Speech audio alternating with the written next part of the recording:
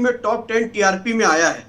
और जब टीआरपी में कोई चैनल आता है, इट मींस वो जनता से कनेक्टेड होता है, जनता का विश्वास पे वो चैनल आ जाता है। तो आपने जो भी ओपिनियन पोल दिखाए हैं जो हमारे फेवर में, उस पर भी हमें विश्वास है, और जो हमारे फेवर में अभी नहीं दिख रहे हैं उस पर भी हम आप पे विश्वास कर रहे हैं। लेकिन सबसे बड़ा विश्वास हमें जनता के मतों पे है। जब वो मत गिरेगा तो वो भाजपा पे गिरेगा, ये हमें पूर्ण विश्वास है। इसलिए नहीं क्योंकि हम बहुत आत्मविश्वास से भरे हुए, इसलिए क्योंकि हमने जमीन पे अंत्योदय मूल मंत्र पे हमने काम किया है। जहां तक निमाड़ की बात है, आदिवासी इफेक्टेड क्षेत्र है वो, वहां पे मैं आपको बताना चाहूंगा, बेरोजगारी का एक आंकड़ा आपने पेश किया अभी कि उन मुद्दों पे भी सवाल पूछे गए थे। तो इसी निमाड़ के अंतर्गत संकुल विकास परियोजना के तहत जो आदिवासी पलायन करते थे उनको रोक कर जहां उनकी गांव वहीं उनको रोजगार के तहत भी स्किल किया गया है। अब बड़े पैमाने पे स्टेफन भी दिया जा रहा है, उनको ट्रेनिंग दी जा रही है। तो इस तरह के कई प्रोग्राम, चाहे खरगोन डिस्ट्रिक्ट के सांसद बीजेपी की मैपिंग हमें पता है ऋषभ जी कि बीजेपी ब्लॉक स्तर पर कैसे काम करती है, बीजेपी सब डिवीजन स्तर पर कैसे काम करती है, पन्ना प्रमुख का क्या काम होता है, वो सारी चीजें हमें पता है। लेकिन ये जो हमारा ओपिनियन पोल है, ये हमने फोन करके सर्वे करके नहीं किया कि किसी को फोन कर दिया यूं ही कि बताओ वहां पर कौन जीत रहा और हमने यहां पर ये बकायदा हमारे रिपोर्टर्स जनता के बीच गए, उस रीजन में गए हैं, सीट वाइज जाकर के उनसे उनकी राय पूछी है सवालों पर कि वो क्या कहते हैं, उसके बाद ये ओपिनियन पोल तैयार हुआ है। इसलिए हम इसको दावे के साथ डंके की चोट पर कह रहे हैं कि सबसे सटीक, सबसे विश्वसनीय ओपिनियन पोल है हमारा ये। मैं उस पे ही आपको कहने जा रहा हूं कि शॉर्ट ड्यूरेशन में ये चैनल अपने आप में जनता के बीच विश्वास को पैदा किया है, अपने विश्वास को बनाया है। तो मुझे विश्वास है आपके ओपिनियन पोल पे, मैं उस पे कुछ, लेकिन हम ये भी कहना चाहेंगे कि अभी पार्टी चुनाव के मोड में है, कार्यकर्ता जनता से कनेक्ट कर रहे हैं, चुनावी रैलियां भी हो रही है, सभाएं भी हो रही है। तो आने वाला जो समय आएगा हम कहीं से किसी भी रूप से चूकने नहीं वाले, हम पूर्ण बहुमत के साथ मध्य प्रदेश में आएंगे। एक काउंटर सवाल किया गया था हमारे कांग्रेस के काबिल प्रवक्ता के द्वारा कि सरकार ने, हम जनता ने में विपक्ष में बैठाया था और ये तोड़ मरोड़ के ले आए। सर आप, अच्छा होगा कि अपने पार्टी के विधायक जिनको आप टिकट दे रहे हैं उनसे अभी स्टाम्प पेपर पे एग्रीमेंट करवा ले कि आपकी नीतियों से वो टूटते हैं। भारतीय जनता पार्टी किसी को तोड़ती नहीं है, ना खरीद फरोख्त की राजनीति करती है। वो अगर आपके परिवारवाद नीतियों से टूटकर, भ्रष्टाचार नीतियों बॉन्ड से कितना पैसा मिला है वो बता दें। जुड़कर अगर वो हमारे ले जाके विधायकों को नचाना बंद कर दें और जवाब देना शुरू करें कि सरकार में रह के आपने सिवाय एक एक करके यश उनका काउंटर पूरा कर लेने दीजिए, फिर आप जवाब दीजिएगा। वो काउंटर नहीं है, जुमला है। का विषय ये है, ठीक है, वो जुमला, अगर आपको पहले वो कर ले, आपको जुमला लगे, काउंटर लगे, क्वेश्चन लगे, फायर लगे, मिसफायर लगे, आपको जैसा आपको इस जवाब को लेना आप लीजिए, ये आपकी पूरी स्वतंत्रता है। अब आप इस पर रिएक्ट कर सकते हैं, क्या कहना चाहेंगे यश? मैं ये कहना चाहूंगा कि ये हमें ना बताएं इन्होंने किस तरीके से कितने राज्यों में रिसोर्ट में जा जाके विधायकों को रखा है, सरकारें जबरदस्ती बनाई है। इन्होंने ना जनता के वोट का सम्मान किया है और ना इस बात की परवाह की है कि इनके पास ये पैसा आया कहां से ये सरकारें खरीदने का।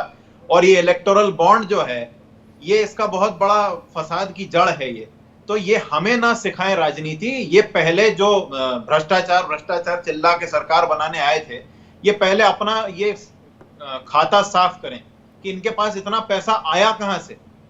कल इनकी एक प्रवक्ता एक नेशनल चैनल पे बोलती हैं कि भाई बीजेपी के पास पैसा कहां से आ रहा है, उससे जनता को क्या करना। चैनल वाले को बोलती हैं कि आपको क्या करना। तो पहले ये उस घमंड का जवाब दें, उसके बाद हमें राजनीति सिखाएं। रहा मध्य प्रदेश का चुनाव, तो वो आप नतीजों के बाद देखिएगा। हम ये कोई दावा नहीं करते कि 230 में से हम 350 सीटें ले आएंगे। हम ये दावा जरूर करते हैं कि हमारी सरकार बनी तो उसके बाद ये काला धन, ये सारे अपराध, महिलाओं की तरफ हुए या आपके अत्याचार, इन सब का जवाब हम लेंगे। और आप बैठे ऐसे ही हंसते रहिएगा अपनी हालत पे। जी पृथ्वी जी जवाब दे दो। ठीक है। हाँ, पृथ्वी जी बस 10 सेकंड के लिए स्टूडियो से मिहिर रंजन आपसे एक सवाल करना चाहते हैं। ऋषभ जी ये बताइए कि जब निकाय के यहाँ पर चुनाव हुए थे अब से थोड़े दिनों पहले, तो भी आपकी पार्टी का यहाँ पर परफॉर्मेंस अच्छा नहीं रहा था। अब विधानसभा चुनाव की बारी है, तो आप कैसे उम्मीद करते हैं, यानी हमारा जो पोल दिखा रहा है, इस पोल में जो रुझान आ रहे हैं वो कुछ कुछ उसी डायरेक्शन में बता रहा है जो कि कुछ दिनों पहले आपके निकाय चुनाव के नतीजे थे। तो ऐसे में आप मुझे बताइए कि क्या आपको भी लगता है कि यहाँ पर वाकई आपकी पार्टी को नुकसान होने वाला है, या नगर निकाय के चुनाव से अलग कुछ दूसरा रिजल्ट आएगा। सवाल नंबर 1।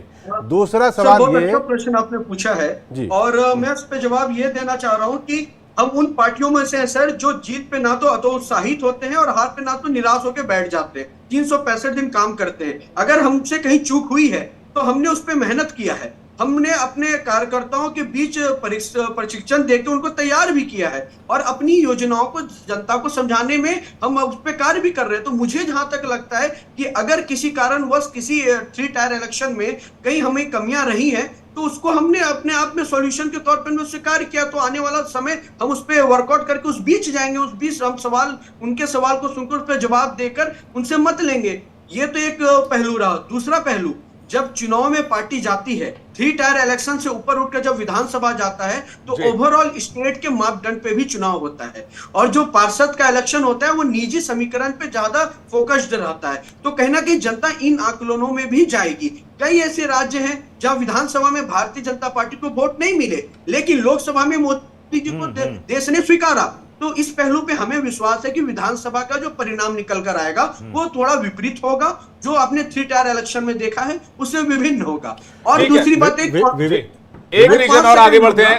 नहीं, इसमें सर 5 सेकंड बस मैं कंप्लीट कर रहा हूँ, जी, जी, रिक्वेस्ट होगा जी, सर आपसे 5 सेकंड सर जी। जो हम पे ये कहा गया कि जो हमारे काबिल प्रवक्ता बैठे कि हंसिए मत, सर हम इसलिए खुश हैं क्योंकि हम विकास की राह पे चलने वाली पार्टी हैं और महाराष्ट्र में किसने पार्टी तोड़ा था जनता ने देखा। और उन्होंने ये नहीं कहा हंसिए मत, उन्होंने कहा कि इसके अभी भी हंसिए और आगे भी अपने आप पर हंसते रहिएगा।